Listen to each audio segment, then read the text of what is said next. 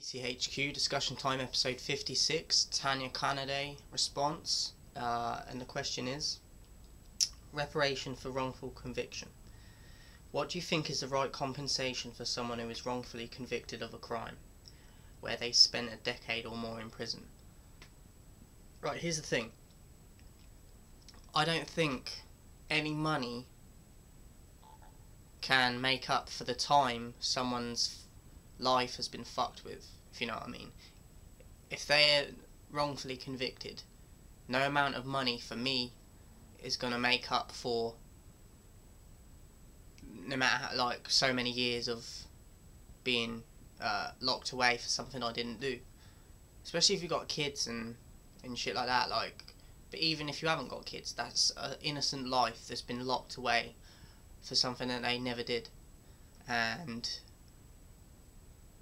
I think the best compensation would be for the people, the courts and the people that are in charge, the judges, and they should be the people that are held responsible and should be fined or sacked.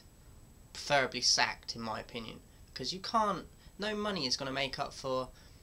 Imagine if you, especially if you go to prison, imagine if you go to prison for something you didn't do, you can't handle it in there, and you commit suicide. Imagine how fucked that is if it later comes out that you didn't even do the crime.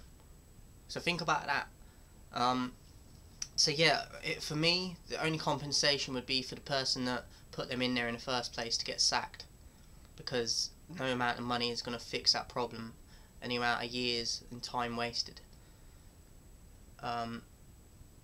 Second question. If you were wrongfully convicted, would you forever be bitter? Or just try to live your life as best as you can on release? I think in a perfect world, you would try to get on with things and forgive. But most people, like, the nitty gritty of it is that most people won't forgive. We need more people in the world that can. But I myself am guilty of this with certain things in the past. I hold grudges against people, but I'm just quite cold-hearted compared to a lot of people I know.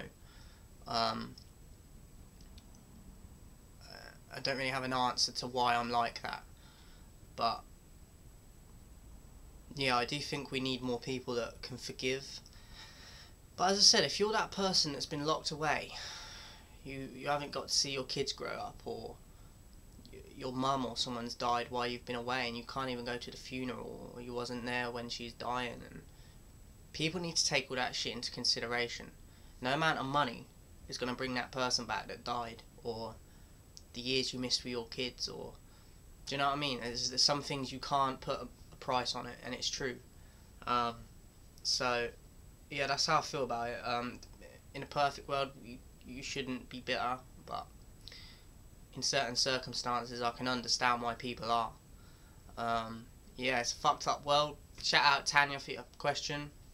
Shout out everyone supporting. They don't want to fuck with the real ones.